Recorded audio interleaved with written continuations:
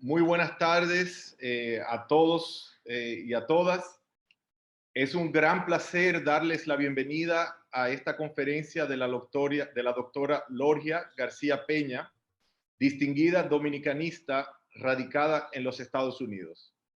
Lorgia, muchas gracias por haber aceptado esta invitación.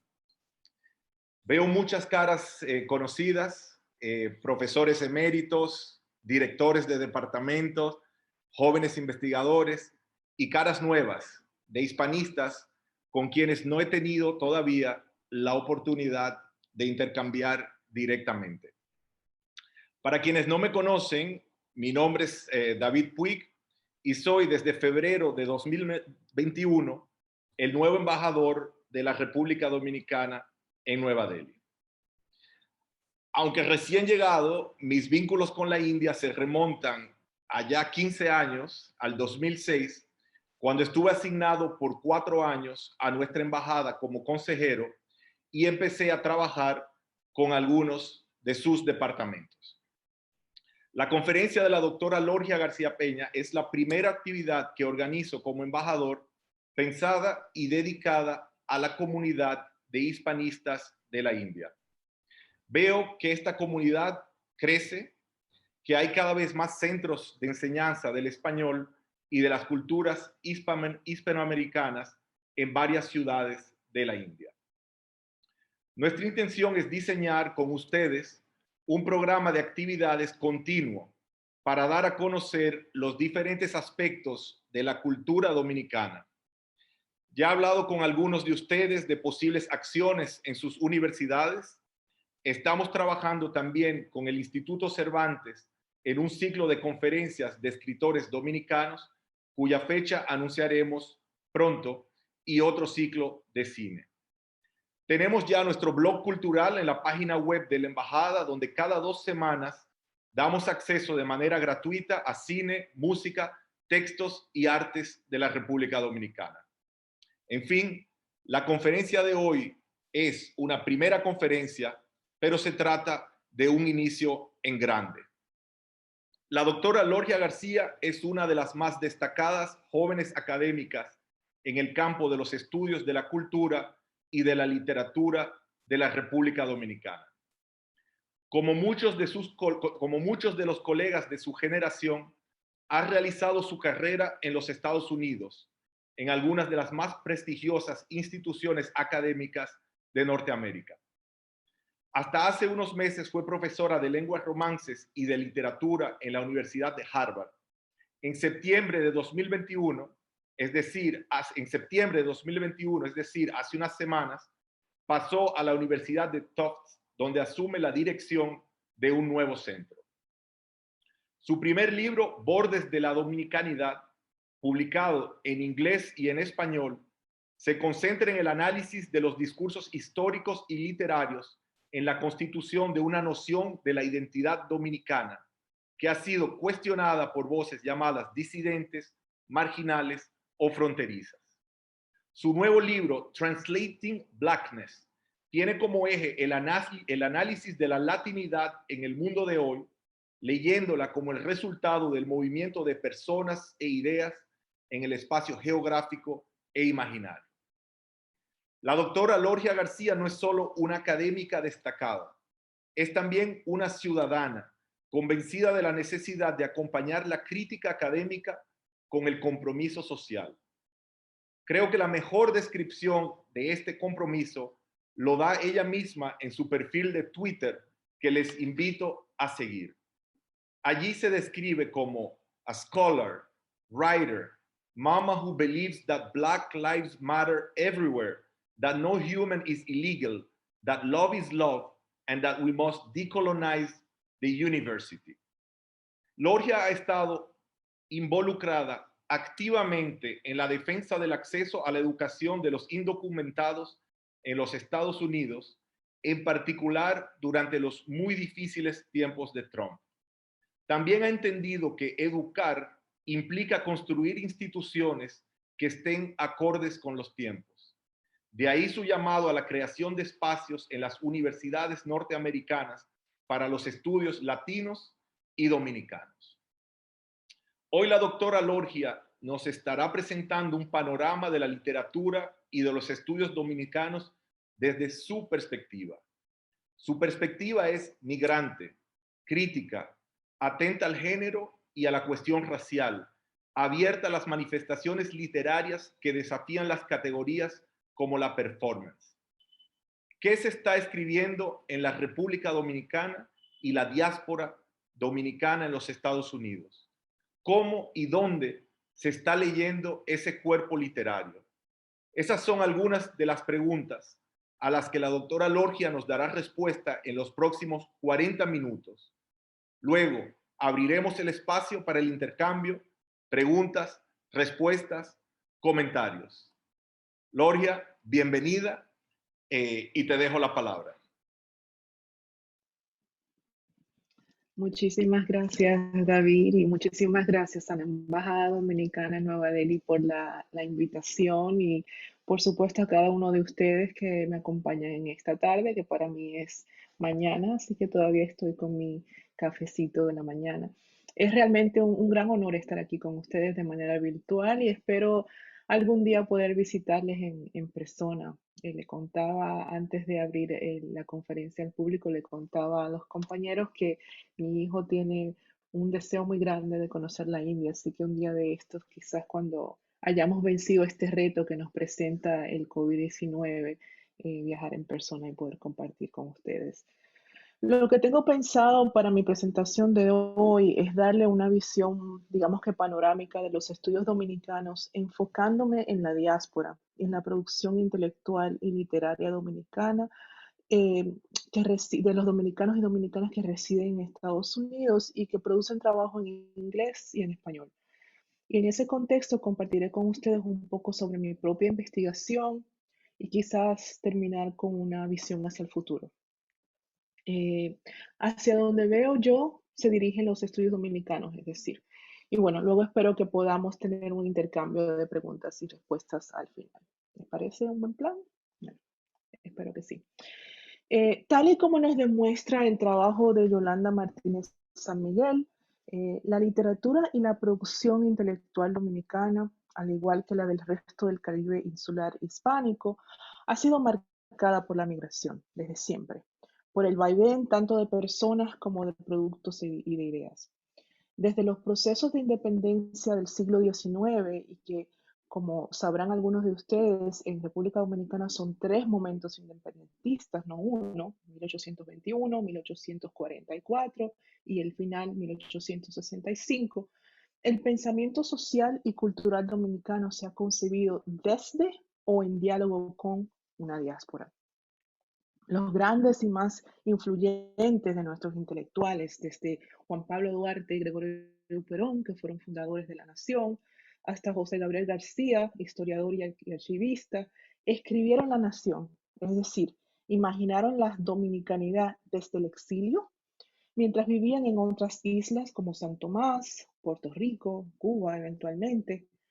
Y más adelante, a mediados del siglo XX, durante la sangrienta dictadura de Trujillo, una gran parte de nuestros escritores intelectuales, incluyendo Juan Bosch, el cuentista, intelectual y figura política que dominó, digamos, el pensamiento literario y cultural dominicano por muchos años, escribieron y publicaron la mayor cantidad de su obra desde el exilio. Otra vez en Puerto Rico, en Cuba, otras partes de América, pero también en Estados Unidos y en Europa. Pero no es hasta después del asesinato de Trujillo en 1961 y en especial a partir de 1965 que vemos un aumento en el proceso de migración masiva dominicana, particularmente a Estados Unidos, a raíz de eventos importantes.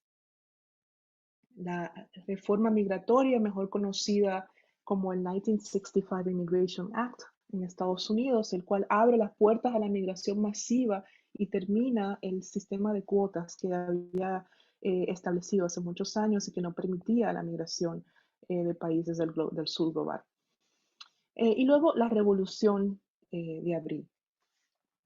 No sé cuántas personas aquí conocen acerca de la Revolución de Abril del 65, así que les doy un pequeño resumen contextual. Eh, Ana, por favor, el próximo slide.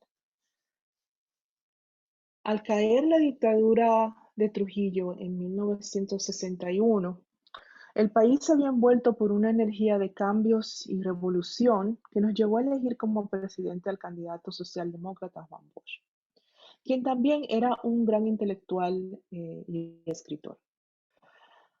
Pero las políticas de Bosch empoderaban al pueblo, no a las corporaciones, ni militares o familias ricas, y en 7 meses los militares derrocaron con un golpe de Estado. Ustedes se pueden imaginar, los centros de poder nunca necesariamente quieren beneficiar al pueblo masivamente, ¿no?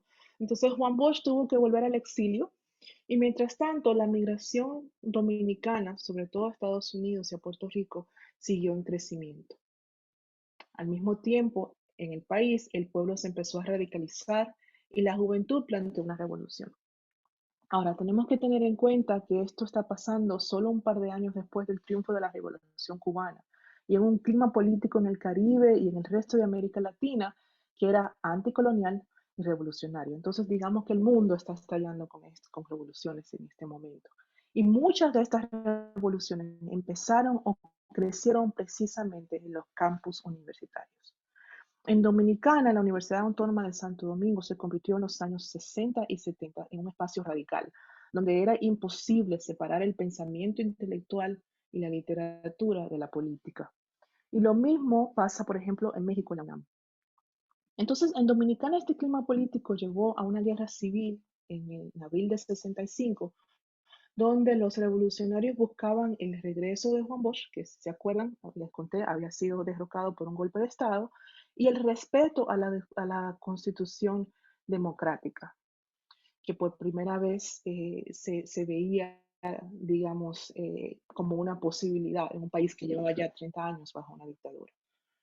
Pero Estados Unidos reacciona a la revolución del pueblo, en parte por su miedo a que se armara en el Caribe otra Cuba, y deciden enviar militares a República Dominicana que intervienen en el conflicto, exterminan de manera agresiva y sangrienta la revolución del pueblo y eventualmente conlleva al establecimiento de otro régimen gubernamental encabezado por Joaquín Balaguer. Les cuento sobre este momento histórico porque para mí es de gran importancia no solo en la historia dominicana, la historia de la migración, sino también y en particular en la producción literaria dominicana transnacional de la segunda mitad del siglo. La representación, digamos, de la historia de Trujillo, la Revolución de Abril, el régimen de Balaguer, marcan tanto la literatura de la isla como de la diáspora estadounidense y son el centro de lo que yo llamaría el canon de la literatura de la segunda mitad del siglo XX dominicana. Y aquí les pongo en la pantalla algunos ejemplos. Algunos de ustedes habrán escuchado sobre Ángela Hernández, que es una de las escritoras mujeres dominicanas, digamos, de más conocidas en el siglo, a finales del siglo XX. Y está también en la novela de Vergés, Solo cenizas hallarás bolero, que recoge, digamos, ese momento revolucionario del posturrillato en que el país está hirviendo con una energía de cambios, pero que al mismo tiempo estamos viendo la introducción de la migración como la otra posibilidad al cambio. Entonces tenemos por un lado la posibilidad de la democracia a través de revoluciones y por otro lado la posibilidad de migración como solución, digamos, al problema democrático que está experimentando la juventud dominicana a principios de los años 60. Entonces quise centrarme en el 65 como un momento clave para los estudios críticos y literarios dominicanos, en parte por ese crecimiento de la cultura de la migración, que tal y como ya hemos establecido ha sido central a la producción cultural literaria en los estudios dominicanos, y en parte porque esta migración se dirige precisamente a Estados Unidos, que estaba en medio de otro movimiento civil en los años 65 y en adelante, que se enfocaba precisamente en la lucha contra la opresión racial, contra las inequidades de raza, etnia y género y clase, y la necesidad de mayor representación cultural e histórica. Dentro y fuera de los Estados Unidos, este momento se conoce a partir de personajes políticos como Martin Luther King Jr., por ejemplo, Malcolm X, Angela Davis, César Chávez y Dolores Huerta.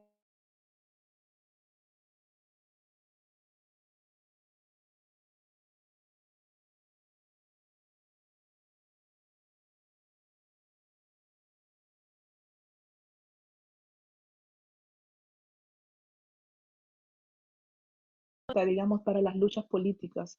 Pero lo que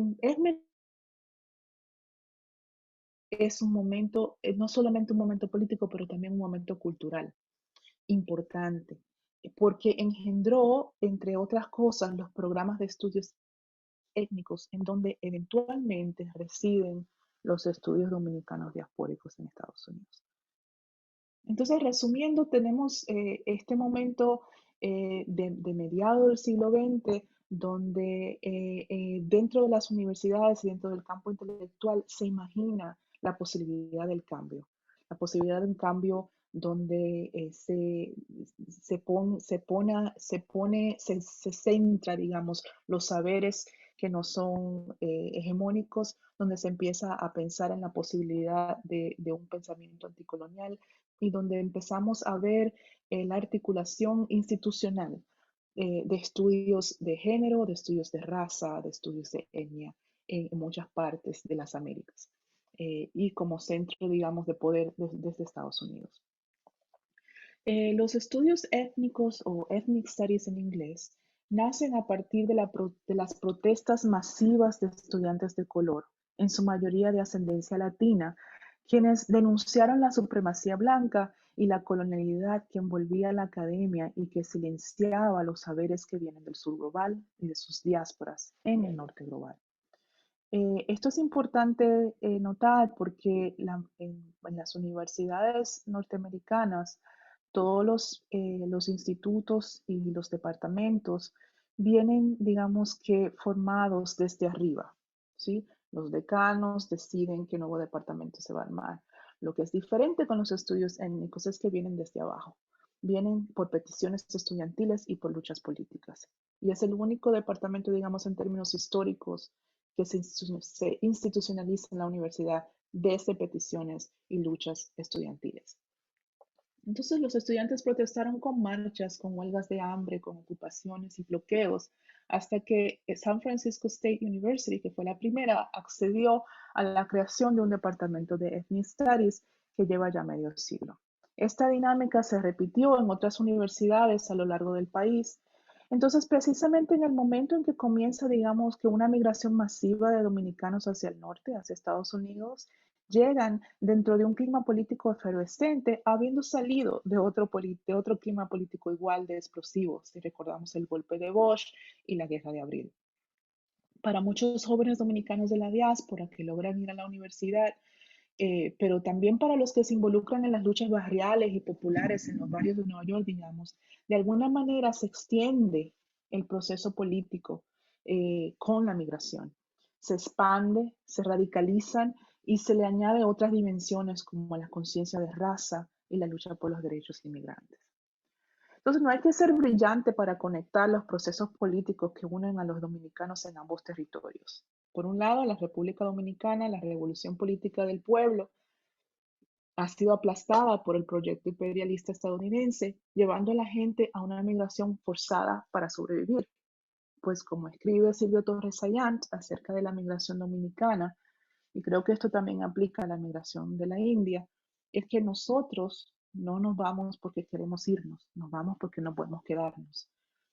Porque estos espacios postcoloniales en los que vivimos no cuentan con una verdadera democracia, pues la democracia no se mide solamente por el voto, sino más bien, y más importante aún, por la existencia de estados que puedan garantizar el bienestar de todos, todas y todes sus ciudadanos independientemente de raza, religión, género, habilidad o sexualidad.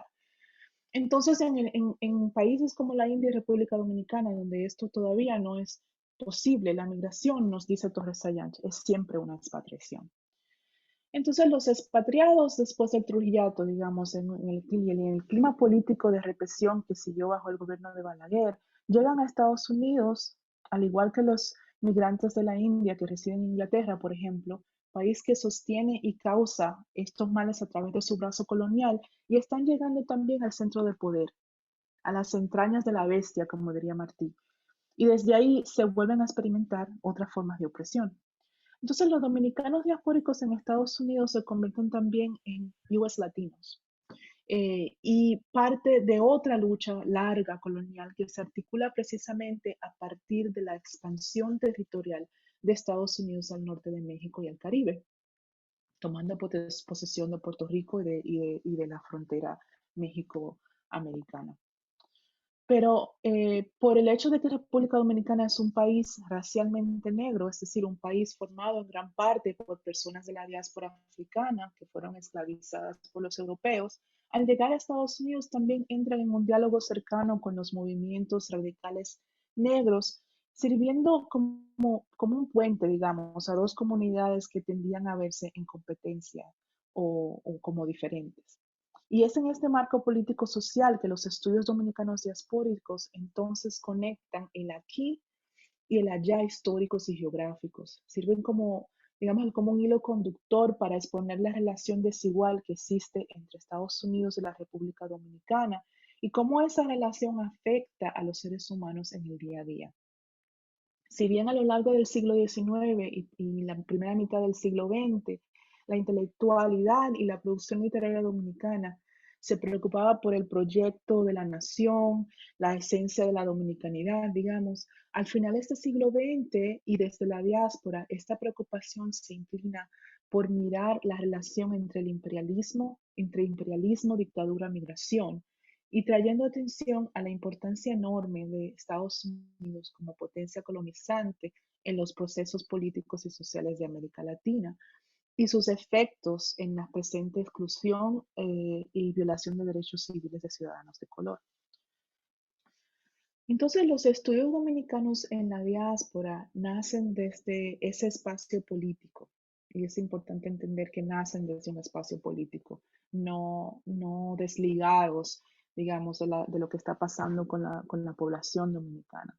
Y otra vez quiero recalcar que esto no es nuevo. Si pensamos que en la primera mitad de la dictadura de Trujillo, en los años 30 y 40, Juan Bosch, que también escribió desde el exilio, nos contaba que para él la literatura no existía si estaba desligada de los procesos sociales. Entonces ha habido, digamos que durante todo el siglo XX, una insistencia de nuestros escritores y nuestros académicos de pensar la literatura como ligada a los procesos sociales de las personas. Entonces, en la diáspora, los estudios dominicanos nacen en este espacio político que les acabo de explicar, en este marco, digamos, efervescente, y crecen dentro del marco de la intelectualidad de lo que se conoce como ethnic studies en Estados Unidos. Quería presentarles a algunos de los primeros académicos e intelectuales que impulsan los estudios dominicanos en la diáspora: Silvio Torres Sayant, Ramón Hernández y Daisy Coco de Filippis, quienes desde finales de los años 70 empiezan a ocupar un lugar de liderazgo en la definición del proyecto intelectual de los Dominican Studies o de los estudios dominicanos. Y ganan un espacio valiosísimo que sirvió como puente para que en el nuevo siglo Dominican Studies o estudios dominicanos pudiera crecer y convertirse en el campo establecido que es ahora. Silvio Torres Sayant y Ramón Hernández fundaron el Instituto de Estudios Dominicanos en Nueva York en el año 1992 y que es en este momento uno de los espacios de investigación más importantes para la producción intelectual dominicana. Daisy Coco de Filippis dirigió por 2 décadas en su casa una tertulia de escritoras dominicanas diaspóricas. Y este espacio informal, digamos, ayudó a moldear el trabajo de escritoras súper importantes como Josefina Báez y Nelly Rosario. Todos los domingos un grupo de mujeres escritoras se juntaban en su casa y compartían su trabajo y el trabajo se retroalimentaba. Entonces fue un espacio increíblemente productivo, no solamente en la escritura, sino también en la formación de una comunidad de escritoras dominicanas hacia finales del siglo XX. Con el paso de los años y gracias precisamente al trabajo fundacional de estos intelectuales, han nacido otros espacios literarios y académicos, desde donde sigue creciendo una poderosa intelectualidad dominicana en la diáspora y que cada vez es más influyente en las conversaciones y en procesos culturales en la isla.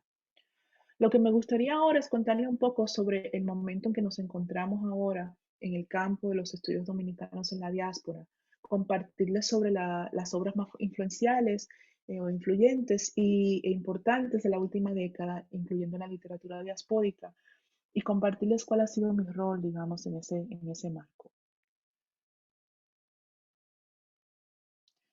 El crecimiento explosivo de la migración dominicana a Nueva York a finales del siglo XX hizo que se convirtiera en el grupo étnico de mayor y de más rápido crecimiento en la ciudad de Nueva York. Y el grupo creciente latino más grande en todo Estados Unidos durante las últimas 2 décadas del siglo XX. Este crecimiento de la población hizo que los dominicanos se convirtieran en un grupo de enfoque para los estudios académicos y también para marketing y otras cosas en Estados Unidos. Así que empezamos a ver que desde los 90, digamos, un interés por estudiar la República Dominicana, a la par de este interés empieza a crecer una población de dominicanos de segunda generación, es decir, los hijos de inmigrantes nacidos en Estados Unidos o personas que emigraron como niños y que ahora son adultos y que tienen mayor acceso al discurso nacional dentro de Estados Unidos, que pueden producir y escribir en inglés y que empiezan a colocar la dominicanidad, digamos, en el mapa nacional y transnacional de los estudios étnicos. En términos políticos, también empezamos a ver mayor representación de dominicanos en Washington y también en políticas de estados. Y en la literatura comercial, Julia Álvarez hace su debut con How the Garcia Girls Lost Their Accent. Eh, y bueno, en el mundo académico se establece el Instituto de Dominicanos en Nueva York. Entonces, lo que quise hacer un poco para organizarnos en la conversación es mostrarle, dividir, digamos, los momentos del crecimiento de la literatura y la intelectualidad diaspórica dominicana en 3 fases. La primera fase que yo agrupo y les advierto que es mi propia, digamos, cronología, un poco para organizar la charla de hoy. La primera fase la agrupo entre 1980 y el 2000. Y para mí es una fase de crecimiento de los estudios dominicanos que está dominada por la conversación alrededor de la migración y las experiencias de los dominicanos y dominicanas en relación con el lenguaje, la cultura y la diferencia racial. En este momento aparecen libros académicos como El retorno de las Yolas y de Dominican Americans, en donde el enfoque es específicamente, digamos que en marcar la experiencia de la migración en relación con la isla, marcar cómo los dominicanos de residentes en Estados Unidos se ven a sí mismos racialmente, cuáles son los retos y cuáles son las experiencias. Desde la literatura, como vemos, por ejemplo, en el libro de Julia, en la producción literaria de Julia Álvarez en general, nos encontramos un énfasis en la experiencia del inmigrante, el choque cultural. Aparece el invierno, por ejemplo, muy marcado casi como si fuera un personaje, ¿no? Este frío que llega y nos envuelve y no sabemos qué hacer con él y no sabemos cómo caminar en botas y en nieve. Y también el problema de aprender un segundo idioma.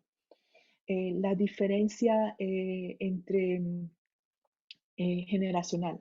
Los padres que migran como adultos y que tienen una relación diferente con la isla, luego los niños que llegaron pequeños o que nacieron en el país y que ahora tienen una especie de desconexión. Entonces hay como ese énfasis en la traducción, tanto la traducción cultural como la traducción de experiencias, el uso del Spanglish, aparecer de repente palabras en español en libros que están escritos en inglés, y mucha nostalgia, nostalgia propia y nostalgia heredada, ¿no? Esta idea de una isla que se deja atrás, que sea algo que se ha perdido y que hay que buscarlo, y esa búsqueda se articula a través de la literatura, a través de moldear las palabras, a través de lo sensorial. En la segunda fase, que yo marcaría entre el 2000 y el 2010, el cambio de siglo nos acercó a la intelectualidad dominicana hacia una visión histórica, desde donde interrogar el porqué de la diáspora. Es decir, si la primera fase eh, lo que nos interesaba era narrar la diáspora, es decir, establecer que los dominicanos y dominicanas existen fuera de República Dominicana, que tienen una, una identidad política y cultural. En esta fase ya no hay nostalgia, aquí ya no hay un deseo de volver, aquí ya no hay incomodidad con el lenguaje. Aquí hay el conectar dos historias y casi responder a la pregunta de ¿y por qué hay tantos dominicanos en Estados Unidos? El what are you doing here que percibimos muchas personas que emigramos. En el campo académico, este cuestionar se refleja también por una preocupación por la raza, como lo vemos en el libro de Gineta Candelario que tenemos aquí en la pantalla, Black Behind the Ears, una preocupación por la negritud y el empezar a pensar la negritud dominicana en relación con la negritud en el espacio transnacional y diaspórico que es Estados Unidos. Hay una preocupación por la sexualidad, pero hay también una preocupación por el lugar liminal que ocupan los dominicanos diaspóricos, tanto en Estados Unidos como en la literatura y la producción cultural de la isla. Y hay un boom, digamos, de producción literaria, tanto en la isla como en la diáspora. Y lo que es importante es que este boom, para mí es importante de todas formas, es un boom dominado por mujeres. En la isla se publica Aurora Arias, cuentista cuyo trabajo recoge el día a día de la vida urbana en relación con los procesos sociales de la migración, el turismo sexual, la política, la economía de la isla. A principios de siglos vemos también el inicio de la obra de Rita Indiana Hernández, quien llega a revolucionar no solamente lo que cuenta, sino cómo se cuenta, en un proyecto literario que rompe con formas, que es increíblemente rítmico e irreverente. Y entonces fuera de la isla, ya el trabajo de Josefina Báez, por ejemplo, venía desde los 90 jugando con el lenguaje, rompiéndolo eh, a través de textos como Dominicanish, que se publica precisamente en el 2000. Entonces, en la diáspora también se publica en esta época la novela de Junot Díaz, The Brief and Wondrous Life of Oscar Wilde, que se convierte en un bestseller mundial, ganando el Pulitzer, y que pone en mapa no solamente la literatura dominicana como algo que tenemos que ver, sino también que explica, digamos, la historia de la migración dominicana a partir precisamente de conectar con la historia de la isla, con explicar los procesos culturales e históricos que han llevado a la gente a emigrar, desde el Trujillato hasta la intervención norteamericana.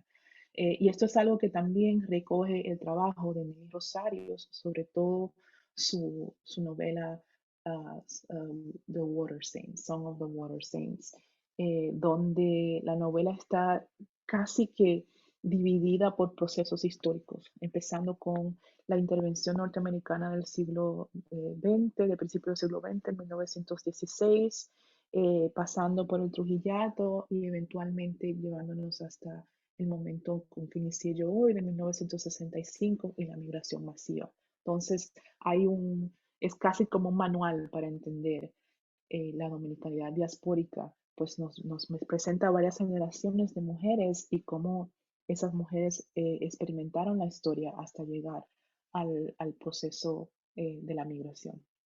Eh, entonces, la tercera y última fase es, digamos que esta última década del 2010 al 2020 está preocupada, hay una mayor preocupación por la raza. Surge digamos que con más ahínco el conflicto dominico-haitiano o lo que se entiende como los conflictos fronterizos, lo que está pasando en República Dominicana con Haití. Tener en cuenta que en el 2010 es el terremoto en Haití, que marca de alguna manera mucho la producción y el pensamiento cultural dominicano en relación a la isla completa, ¿no? Pensarse otra vez como isla completa. Eh, eh, Puntos como equidad de género, derechos humanos, todo esto comienza digamos, a tener mucho más visibilidad. Crece la diáspora y cambia al punto de que se hace más difícil decir cuál es el aquí y cuál es el allá. Los escritores diaspóricos de gran visibilidad y que trabajan en español, como Ritindiana Hernández y Rey Andújar, existen en una especie de puente porque emigran de adultos, habían establecido su programa literario en la isla y entonces emigran a Estados Unidos, a Puerto Rico y desde ahí siguen escribiendo. Entonces se hace difícil ver de dónde son. Son de aquí, son de allá, esto se nubla. Otros, como Josefina Báez, regresan a la isla en pandemia después de haber hecho larga carrera fuera y en inglés. Y entonces se nos hace difícil distinguir un lugar del otro. En el mundo académico empezamos a ver mayor traducción y circulación de libros diaspóricos en la isla y gracias a las facilidades que nos permite el conectarnos como estamos nosotros conectados ahora en Internet, la comunicación y la colaboración transnacional crece. Y esto es importante precisamente si tomamos en cuenta que en este momento, por primera vez en la historia, la mayor producción intelectual y literaria dominicana viene desde la diáspora y por lo tanto la agenda intelectual, lo que el mundo conoce como dominicanidad, está siendo pensado y producido por personas que son inmigrantes o hijos de inmigrantes, mayormente de color, mayormente provenientes de clase trabajadora. Entonces, los estudios dominicanos en la diáspora representan una gran oportunidad para decolonizar la academia, para impulsar un nuevo pensamiento intelectual. Mi trabajo se enmarca precisamente dentro de este momento histórico, y dentro del marco conceptual de los estudios étnicos. Mi primer libro, The Borders of Dominicanidad, traducido al español como Los bordes de la dominicanidad, se inscribe dentro del campo de los estudios étnicos y fronterizos, o en lo que en inglés se conoce como Border Studies. El libro busca entender las múltiples vías en que el silencio y la repetición de determinadas representaciones sociales invisibilizan o subalternizan sujetos racializados de la nación y de su diáspora. Y esta invisibilización se lleva a cabo a través de recursos diversos como leyendas históricas y prácticas sociales excluyentes.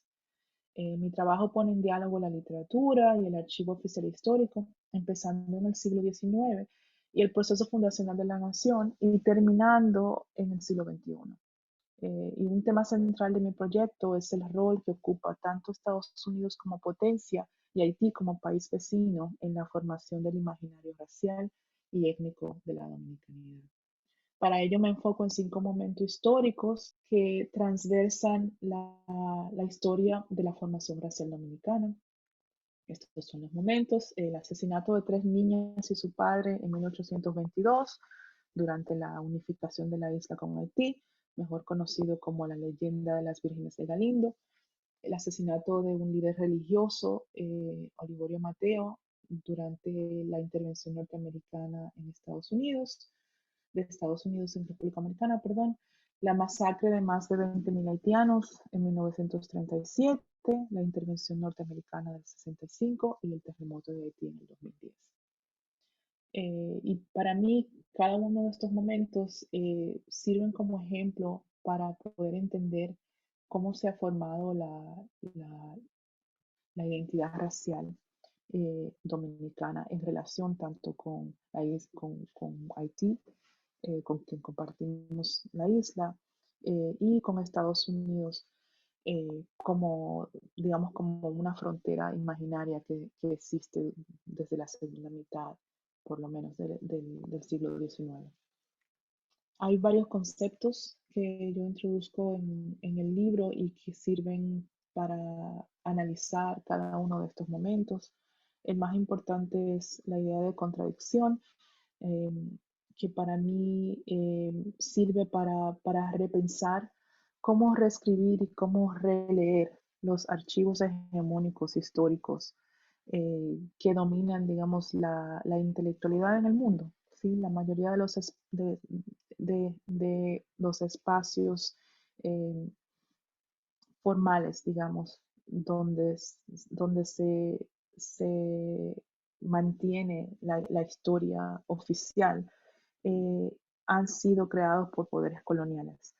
Entonces, ¿qué significa eso cuando vamos a escribir la historia? ¿Cómo tenemos que leer esos espacios? Y eso para mí es uno de las preguntas más importantes que tomo en el libro. Luego, me interesa mucho la idea de frontera, tanto digamos, física y geográfica como simbólica. Y uno de los argumentos del libro es que los dominicanos y dominicanas diaspóricas llevamos las fronteras en el cuerpo, ¿sí? En nuestros cuerpos racializados, y que ese imaginario fronterizo marca cómo, cómo vivimos el día a día, tanto en la isla como en la diáspora.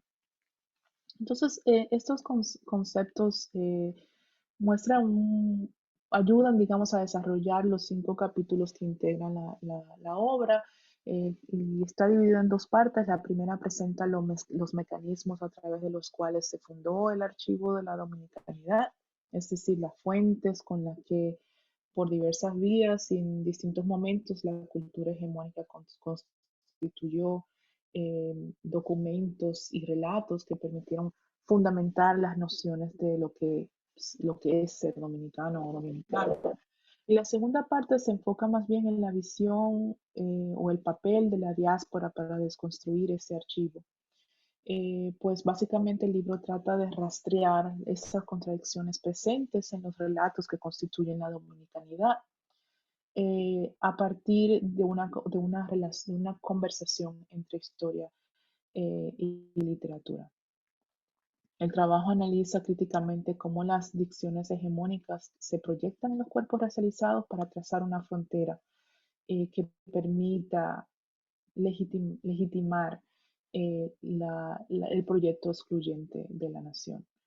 Entonces, mi libro aparece en un momento de gran crecimiento para los estudios dominicanos, donde hubo una especie de explosión en esta producción, la cual lleva a la solidificación institucional de los estudios dominicanos a partir de conferencias académicas, tales como Global Dominicanidades del 2019, publicaciones colectivas como el número especial de Black Scholar dedicado a la negritud dominicana, al igual que la solidificación de escritores y académicos como Elizabeth Acevedo, quienes beneficiándose, digamos, del trabajo anterior, ¿no? De que empieza en los años 80, logran impulsarse más aún en el mainstream norteamericano.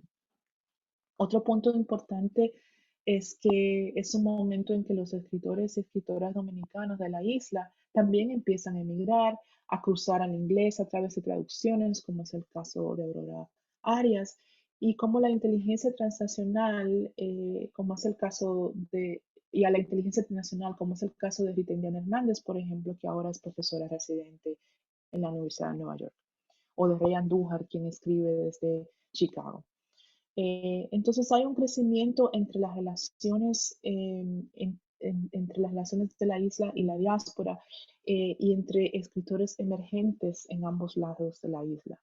O sea, si bien en los años 80 había una especie de separación donde existía la diáspora y existía la isla, y los escritores de la diáspora tenían que justificar, digamos, y abrirse un espacio en la isla para poder existir allí, al igual que aquí.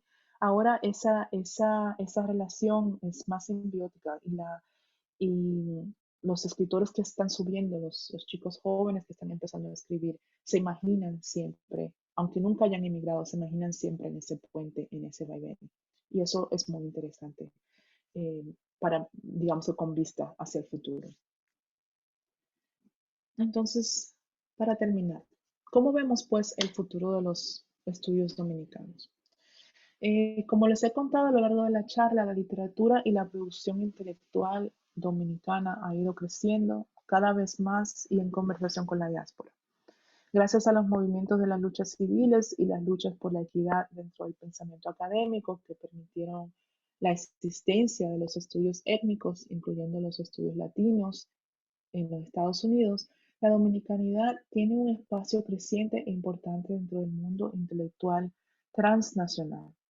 El potencial que vemos es enorme y las conversaciones son cada vez más interesantes y productivas, de manera que empujan los márgenes y se desdibuja cada vez más la frontera. Creo que al final de esta década estaremos hablando de dominicanidades en plural. Y esta pluralidad no solo presupone que no hay una división entre aquí y allá, pero también que la posibilidad de quiénes somos no está marcada o demarcada por fronteras nacionales e internas, sino por procesos históricos y sociales que nos unen. Lo que es muy prometedor para mí también es ver como lo visualizan en esta foto. Esta foto es de la última conferencia, de una conferencia que organizamos en Harvard en el 2019 antes de la pandemia, que llamamos Global Dominicanidades, donde juntamos a dominicanistas jóvenes. Entonces, no sé si pueden ver bien en la foto, pero la mayoría son estudiantes de doctorado o personas que se han graduado recientemente y están empezando su carrera.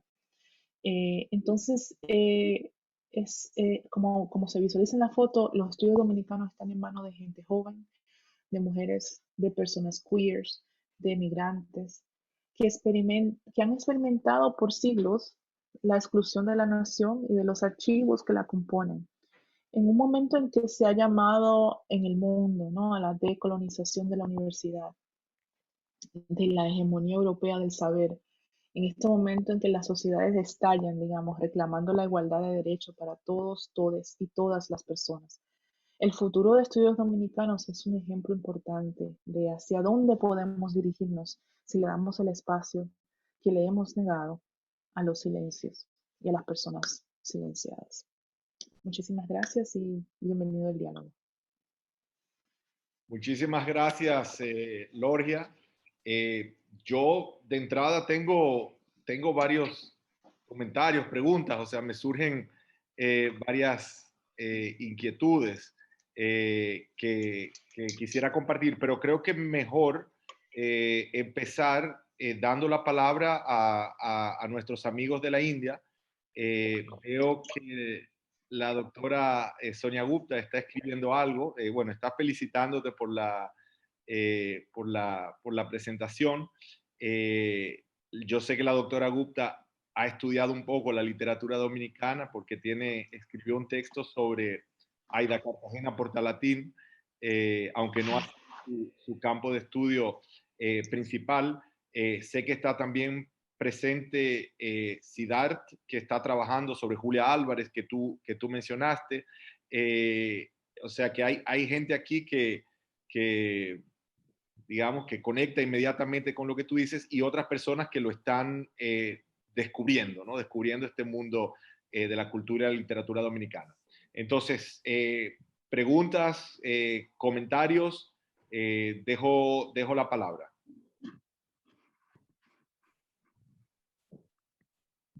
Sonia Sur. Sonia Surabhi, sí, Sonia Gupta. Pero yo creo que también el profesor Ganguly. No, Sonia, por favor, tú primero. Tú Usted, primero. Por favor, por favor. profesor, por favor, usted. No, Sonia. Pero hiciste la pregunta tú primero. Por favor. Muchísimas gracias, Lorgia. Es una oportunidad tremenda, ¿no? Poder escuchar a alguien, a una experta como usted, disertar sobre la dominicanidad y la diáspora dominicana en Estados Unidos. Y muchas gracias por esta vista panorámica que usted nos ha dado. Yo, en primer lugar, quisiera miren este libro. Este libro es de Daisy Coco de Filippis. Es una edición, una antología de cuentos de mujeres dominicanas. Es de 1992 y esta antología me la regalaron las mujeres dominicanas en España que tienen una asociación, AMDE, la Asociación de Mujeres Dominicanas en España. Entonces, Bueno, claro, es excelente. Este es para mí un tesoro. Lo he guardado así desde hace tantos años. Y lo que realmente me impresionó es lo que está aquí escrito, que son categorías que creó Aida Cartagena Portalatín de mujeres combatidas, combativas y combatientes, ¿no? O sea que la mujer son las tres fases de la realización de la plenitud de la mujer, ¿no? Primero combatida y después combativa, ¿no? Esa ira, la rabia y todo, y después la combatiente. Bueno, es una edición a cargo de Chiquivicioso. Usted conoce seguramente esto. Pero lo que le quería preguntar es algo que usted dijo al final de su charla, que debe hablar de dominicanidades, ¿no? Dominicanidades, ¿no? Y entonces, cuando usted hablaba del mundo intelectual, pero yo lo que le quería preguntar es que dentro de la colectividad dominicana existen colectividades, no es una colectividad homogénea, porque estas mujeres subalternas que trabajan como criadas, ¿no? En las casas en España y seguramente en Estados Unidos también, ¿no? Es otro contrapúblico, ¿no? Entonces, en la diáspora, cuando hablamos de la diáspora, uh, no sé cómo figura la lucha de estas mujeres, ¿no? De la mujer subalterna dominicana. ¿Tiene voz? Gracias. Muchas gracias por la pregunta. Yo, de hecho, mi segundo trabajo, el Translating Blackness, que es un trabajo donde me centro precisamente en las poblaciones latinas en Europa, y he estado trabajando tanto en España como en Italia. Es muy saliente el lugar de la mujer dominicana en la diáspora. Eso marca, hay una diferencia enorme entre la migración dominicana a Estados Unidos y la migración dominicana a Europa, que es otro tema que me interesa a mí muchísimo. La migración dominicana a Estados Unidos es una migración de familias, por lo general, lo que se conoce en inglés como network migration, donde por lo general venían los hombres primero y luego traían a sus esposas y a sus niños. En Europa pasa completamente lo contrario. Es una población, es una migración completamente de mujeres. O sea, hay un punto en los años 80 en que tú no encontrabas un hombre en dominicano ni en España ni en Italia. Ahora está cambiando porque, bueno, está naciendo la segunda generación, los hijos de estas mujeres, pero son migraciones muy diferentes y las luchas digamos que se articulan de manera muy diferente. La lucha política de las mujeres digamos, dentro del movimiento feminista en España o en Italia, hasta cierto punto en Holanda también estamos viendo algo parecido en Berlín. Mientras que en Estados Unidos las luchas se articulan a través de raza. ¿Sí me doy a entender? Entonces lo que me interesa ver a mí, y creo que a eso me refería cuando hablaba de que tenemos que empezar a pensar en lo plural, es que si hasta principio de siglo, hasta los años, digamos que 2010, 2015, cuando se pensaba digamos, desde el marco académico en dominicanidad y se pensaba en diáspora, se pensaba en singular. Estados Unidos y República Dominicana, ¿sí? Porque era digamos, no solamente el discurso dominante, sino la población dominante. Lo que estamos viendo ahora y lo que a mí me interesa y hacia donde estoy empujando yo también mi trabajo es a pensar en esa pluralidad de diásporas. Y cuando pensamos en diásporas, tienes absolutamente 100% toda la razón, está en el centro la mujer dominicana. No hay manera de no ponerla en el centro, porque las demás diásporas, lo que pasa en España, lo que pasa en Italia, pero también lo que estamos viendo en otros países de América, como en Chile y en Argentina, es que son migraciones de mujeres. Mujeres que están trabajando como domésticas, mujeres que son trabajadoras sexuales, Y también mujeres, hay una que es de un trabajo que acabo de publicar ahora, hay un grupo de mujeres que emigra a principios de los años 80 a Europa a través precisamente de la lucha política. Entonces, mujeres que eran combatientes en los años post-guerra civil, que se formaron en la lucha política de la UAS. Se me ocurre, por ejemplo, Mercedes Frías, que entonces pasa a ser la primera mujer negra en el Parlamento italiano, pero sale de la lucha civil y barrial en República Dominicana. Entonces hay estas, y son mujeres, y hay estas poblaciones de mujeres que desde los años 80 y hasta principios del siglo han organizado las diásporas fuera de Estados Unidos, pero que no figuran todavía en ninguna parte en el pensamiento académico. Entonces tendré que volver para hablar de mi segundo libro y ahí les cuento un poquito más de estas mujeres que me tienen a mí fascinada y que tienes tú toda absoluta razón de que son el centro de la lucha política y de las dominicanidades de este siglo. Muchas gracias por tu pregunta.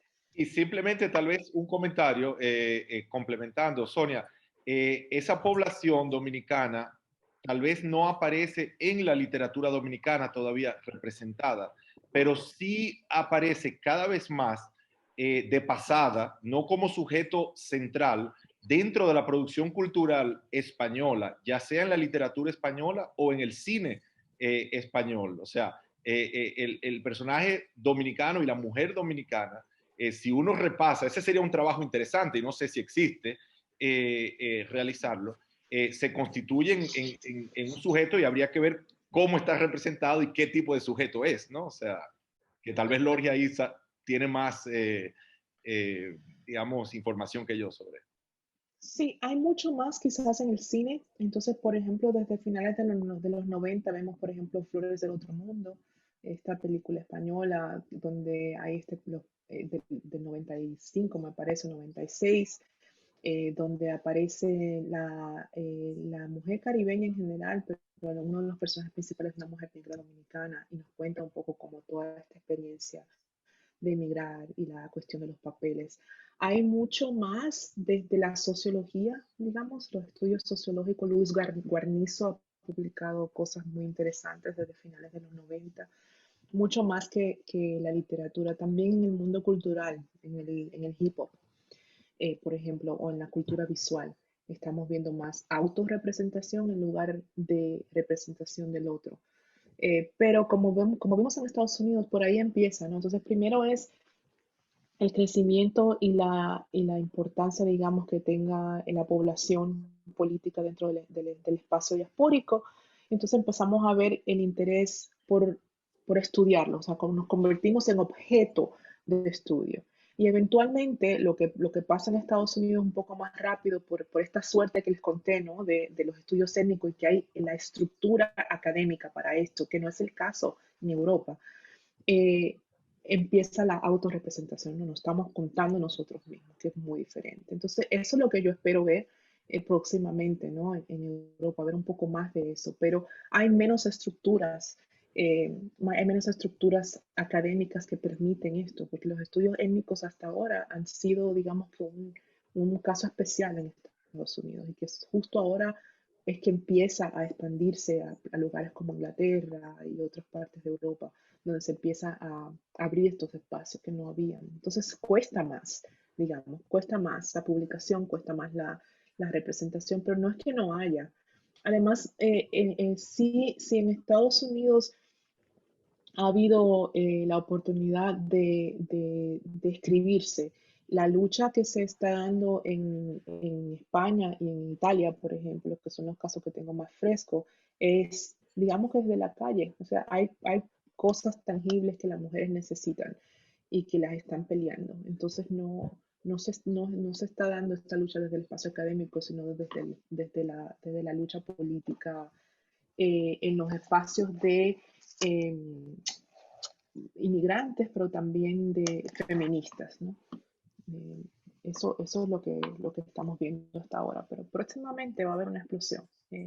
Y hay mucha traducción de literatura dominicana, tanto escrita en la diáspora americana como en la isla, dentro de estos espacios. Entonces, por ejemplo, Britildiana Hernández es una explosión en España y Juno Díaz en Italia. Entonces, se está leyendo la literatura y se está traduciendo. Y yo creo que eso ya es un primer paso. Ayuno Díaz se lee aquí también en la India. Sí, sí, sí.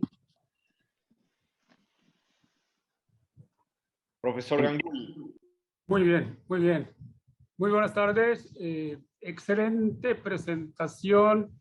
Hemos aprendido tanto. Yo personalmente realmente es una presentación muy enriquecedora. A pesar de ser un estudioso de la literatura latinoamericana, pues estos elementos que usted señala sobre el contorno moderno, el periodo moderno de la identidad, de la dominicanidad, son realmente reveladoras. No sé si yo tengo el derecho de salir del contexto del entorno que usted ha presentado. A mí me ha parecido, si usted me permite, yo trabajando sobre las primeras obras del siglo XX de la República Dominicana, pues a mí me pareció que el primer momento cultural donde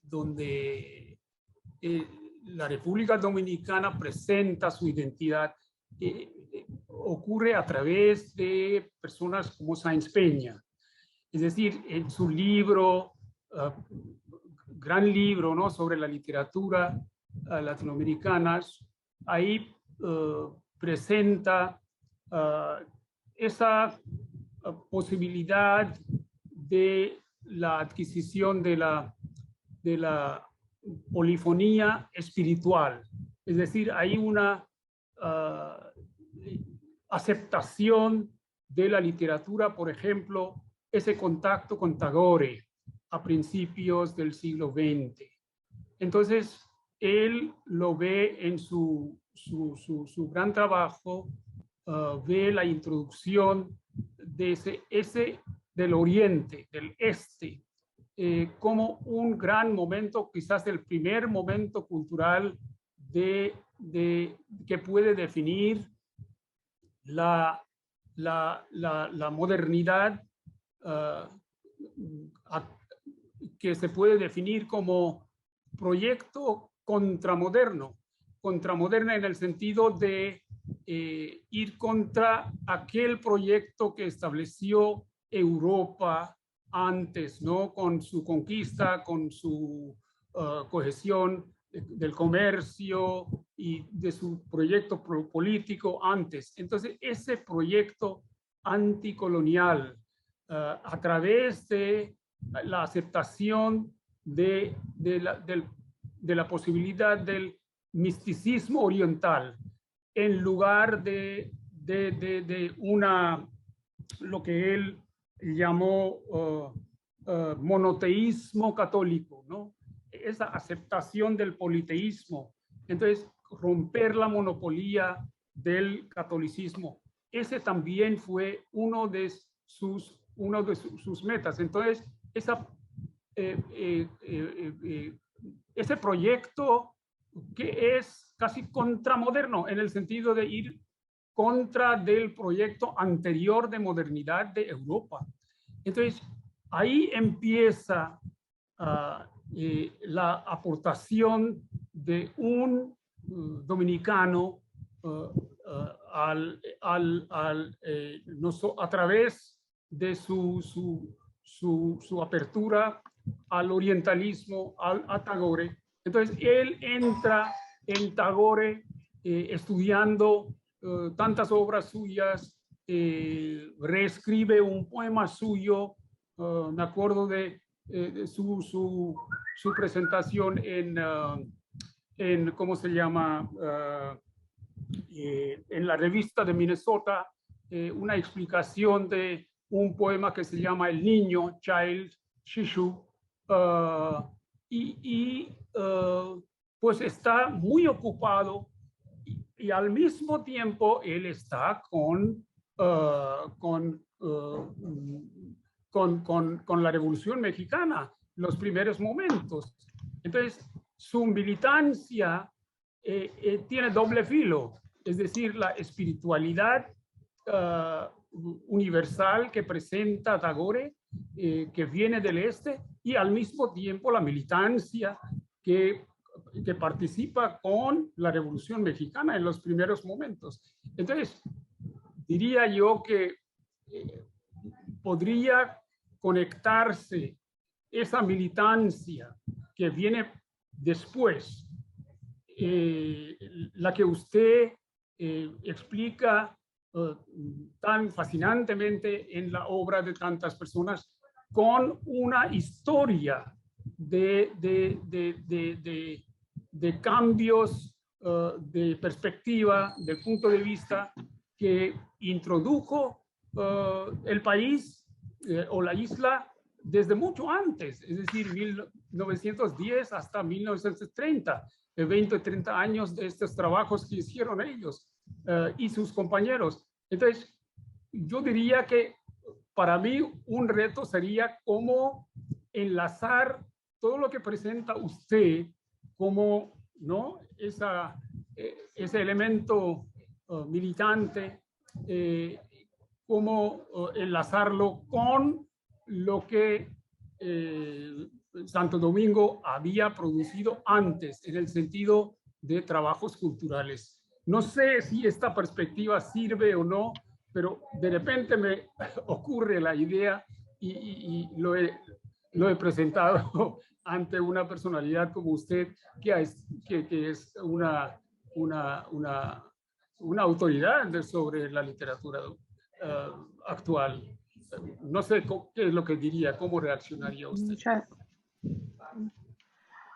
Bueno, mi reacción inicial es que adelante. Usted que ha tenido la idea a trabajar este tema, me parece que debe lanzarse y, cómo no, sería súper lindo leer un trabajo comparativo.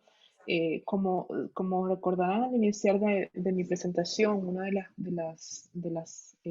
los puntos que dije es que desde inicio, digamos, del proceso tanto cultural como intelectual dominicano, desde el siglo XIX, yo me diría hasta antes, la dominicanidad siempre se ha pensado en relación con y desde el exilio y la diáspora, y que ese exilio y la diáspora siempre estuvieron marcados por una lucha anticolonial. Entonces, no es desde el principio del siglo XX, sino digamos que desde mediados del siglo XIX, desde que Luperón está escribiendo, desde que Duarte están escribiendo desde fuera y están escribiendo en contraposición al poder colonial.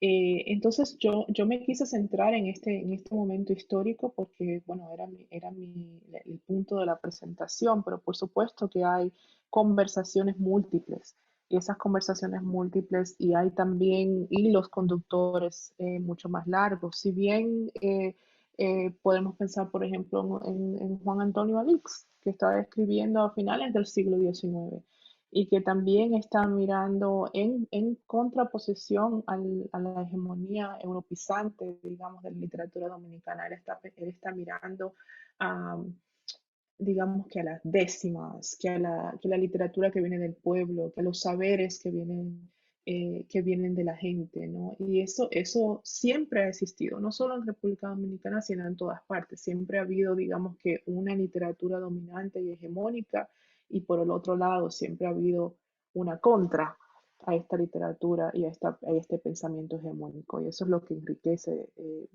lo que ahora tenemos. Lo que está pasando en este momento y que es diferente, digamos, al momento en que usted plantea, es que no es singular, no es un escritor o una escritora, no es un pensador o una pensadora, sino que por primera vez en la historia del pensamiento cultural dominicano, este pensamiento está dominado por gente que no viene, digamos, de esa hegemonía. Y eso para mí tiene un potencial enorme, porque tiene un potencial de cambiar conocemos como hegemónico. Si hasta finales del siglo XX la literatura y la cultura dominicana estaban dominadas por un pensamiento crítico que tenía como centro Europa y que tenía como dominante a hombres, escritores hombres, a escritores blancos, a escritores que venían de cierta clase política y social, esto cambió y no hay forma de echarlo atrás. Esto cambió, no es discutible ya que la mayoría y la más sugerente producción intelectual dominicana está viniendo de la diáspora y que esa diáspora es mayormente gente humilde, que vino de familias humildes, gente que vino de familias trabajadoras, gente que vino de familias migrantes. Entonces, para mí, si bien podemos establecer esos diálogos y son importantes, y yo lo hago en mi propio trabajo, siempre estableciendo diálogos con el siglo XIX y con principios del siglo XX, también creo que es importante recalcar que este momento que estamos viviendo tiene mucho potencial. Y si lo hacemos bien, ese potencial puede cambiar no solamente cómo se piensa la dominicanidad, sino cómo se piensa, cómo se construye el pensamiento intelectual en general. O sea, podemos convertirnos en una referencia eh, a lo que debe pasar con el pensamiento intelectual en este siglo. Entonces, a mí me da mucha esperanza el momento en el que estamos, porque la posicionalidad de quienes escriben es importante. O sea, se ha ignorado por mucho tiempo porque hemos dado más valor a una idea falsa de lo que es objetivo, eh, que al final sabemos que no hay. Esa objetividad no existe, sino que todos venimos de una posición, que de esa posición escribimos y desde esa posición hacemos un trabajo.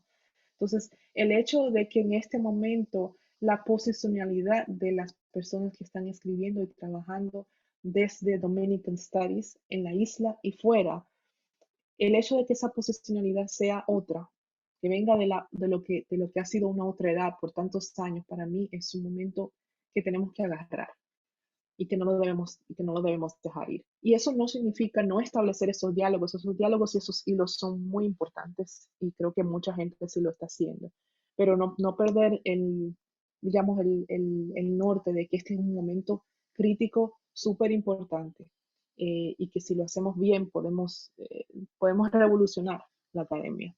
Eh, Hay una pregunta en el chat de Dos, alguien. dos, te la leo. Te leo una para Por empezar. favor, sí. Sí. Sí. Anita, dices, muchas gracias por la conferencia.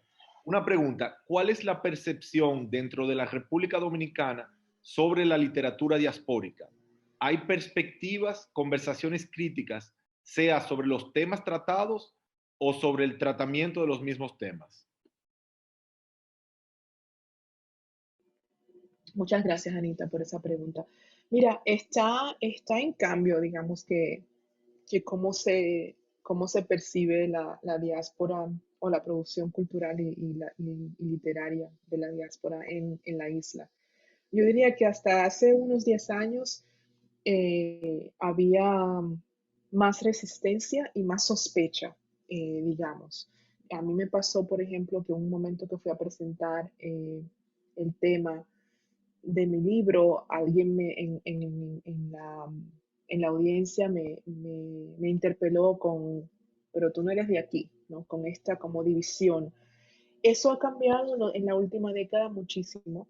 Creo que hay una apertura, un deseo por establecer mucho más diálogos. También hay más iniciativas transnacionales. Yo le contaba a David esta mañana que hoy, por ejemplo, hay una conferencia transnacional en el Centro Bonó, donde precisamente por la facilidad que nos permite hacer cosas en Zoom, pues no se sabe quién está aquí, quién está allá. O sea, al final estamos todos en esta plataforma. Entonces, de alguna manera se ha democratizado la relación intelectual entre el aquí y allá. Pero siempre han habido escritores de la diáspora muy bien recibidos en República Dominicana, como Julia Álvarez, por ejemplo, que se traduce, que se lee. Y que se critica de una manera constructiva mucho más. Lo que falta quizás, o la crítica que yo daría es que siempre es una vía.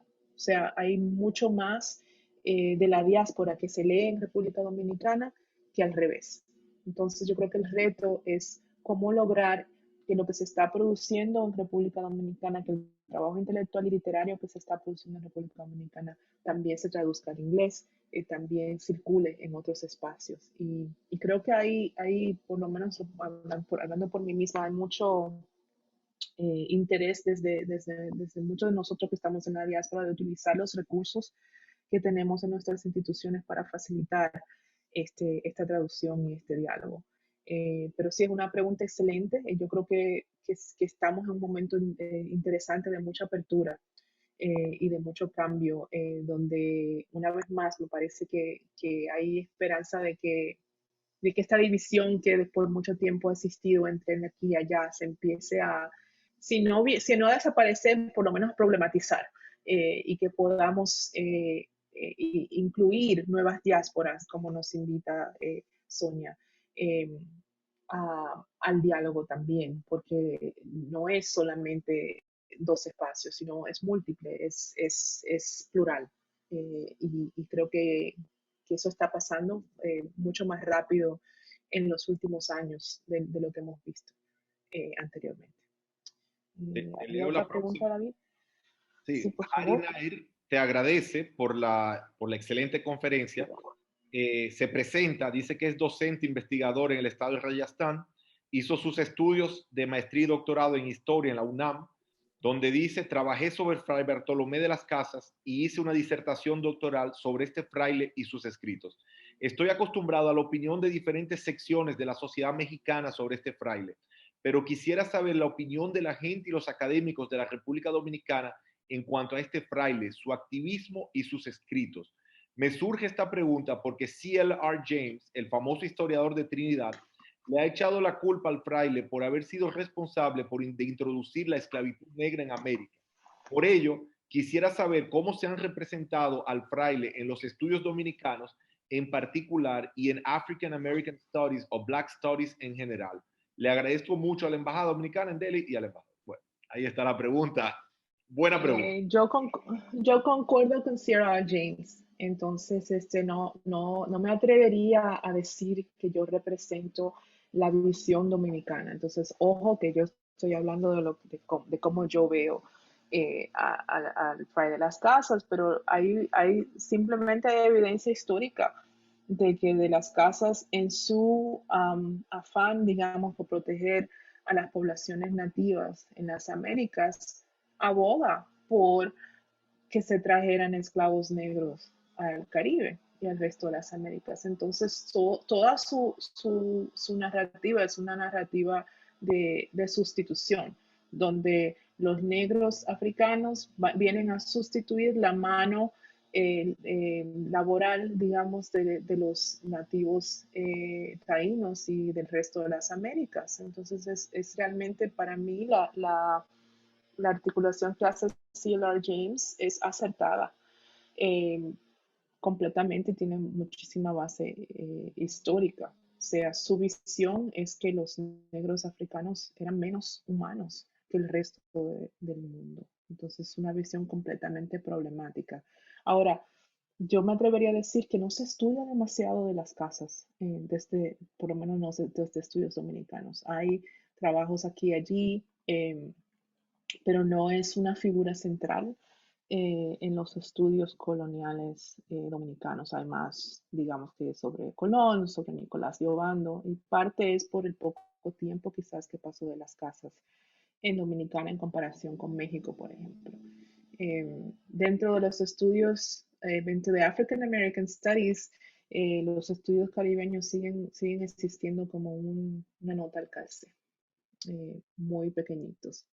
Entonces, no hay tampoco un gran estudio sobre las casas. Podrán aparecer menciones minúsculas, pero no es central.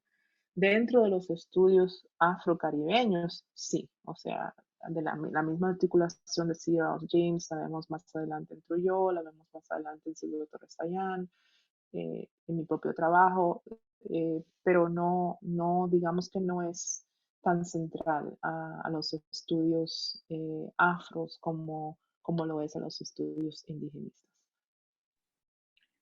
Hay un comentario de Nurin Han. Muchas gracias por la presentación muy informativa. Lo que me llama la atención en la literatura dominicana o de dominicanidad no es solo la cuestión de la inmigración y desplazamiento, sino también que hay una percepción infantil muy marcada. O me imagino Nurin, una representación de la infancia, ¿te refieres? O tal vez puedes precisar.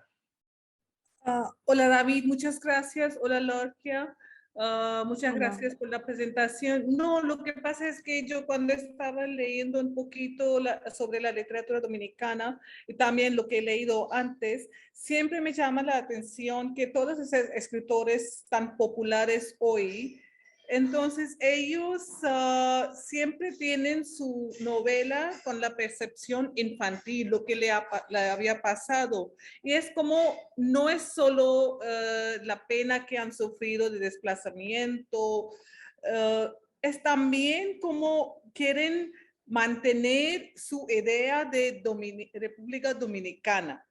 No sé, es solo un comentario, no hay una pregunta de hecho, pero... ¿Me podrías precisar Sí, perdón, perdón.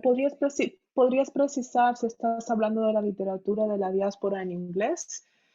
Tipo Junot Pues de Díaz, Julio Julia Álvarez. Álvarez, Junot Díaz, sí, Sí. gente así, que es nostalgia y también un intento de tener completo o tener intacto su sueño de República Dominicana, ¿no? Es solo un comentario. Sí, lo comentaba a principio bueno, a mediado de la charla, si se acuerdan, cuando les dividí por momentos históricos, hay un momento, sobre todo a principio como al cambio de siglo, entre los 90 y los 2000, que la literatura dominicana diaspórica, sobre todo escrita en inglés, tiene una nostalgia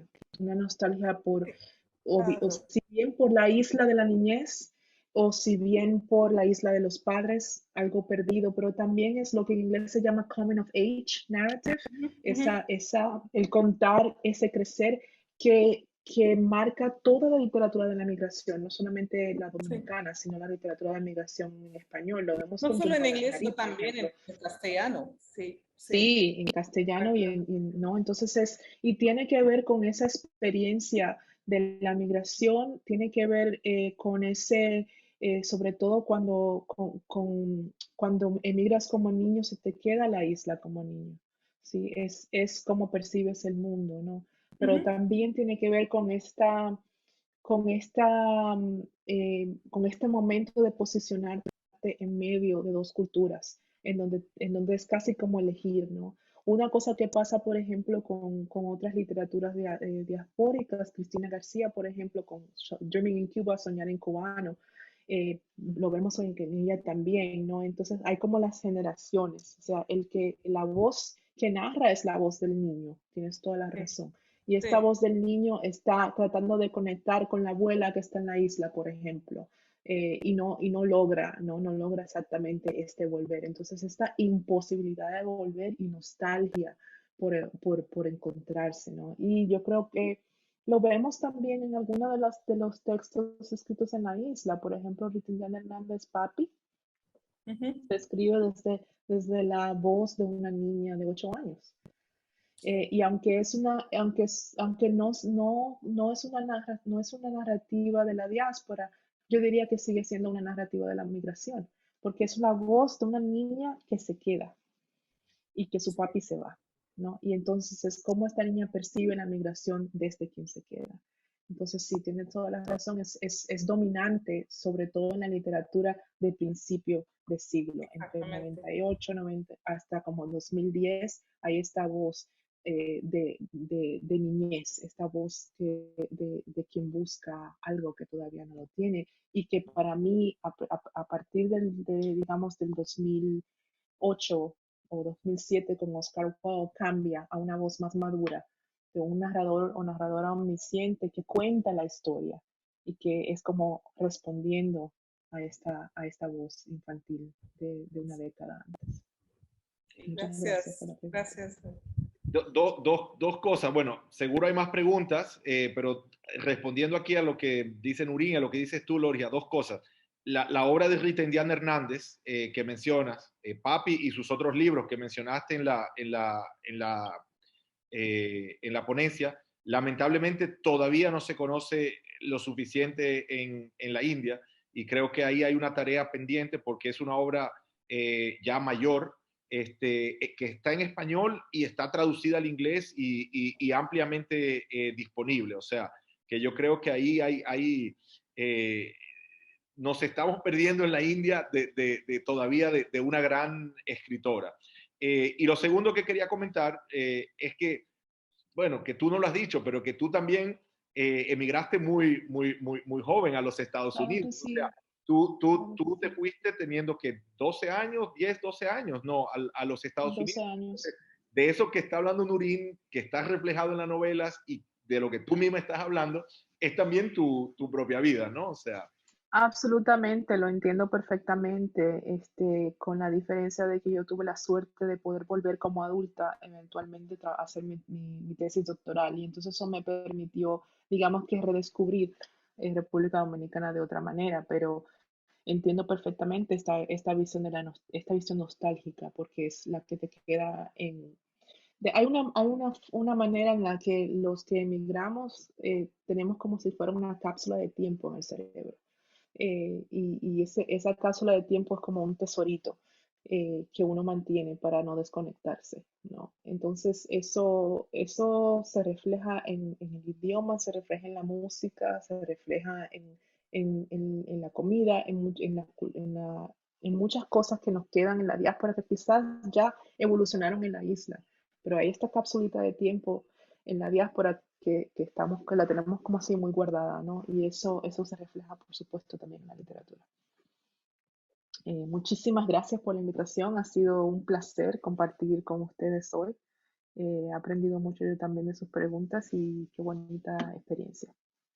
Bueno, el placer ha sido nuestro y una cosa que no hemos tratado, pero que yo creo que está en la cabeza de todos, es obviamente el paralelo en estos procesos entre la India y la República Dominicana, que obviamente tienen sus similitudes, pero que también hay muchas diferencias, una de ellas siendo la lengua, ¿no? ¿Verdad? O sea, para nosotros dominicanos llegar a Estados Unidos es enfrentarnos a la lengua, es aprender otra lengua y para muchos indios, no para todos, obviamente, hay ahí una mayor fluidez que facilita mucho más la integración. Y bueno, también hay cuestiones, obviamente, de poder económicos de las diásporas, o sea, de números, etcétera. O sea, hay muchos factores, pero yo creo que por lo menos a mí, o sea, durante toda la presentación, eso ha estado ahí en mi cabeza trabajando e imagino que también en la de todos los demás. Pues nada, simplemente darle las gracias a todos los participantes, darte las gracias, Loria, una nueva vez, y esperando que estos diálogos República Dominicana, diáspora dominicana, India, diáspora india, pues sigan adelante y ya nosotros como embajada estaremos ahí para apoyarlos. Muchas gracias. Muchas gracias. Hasta luego. Hasta luego.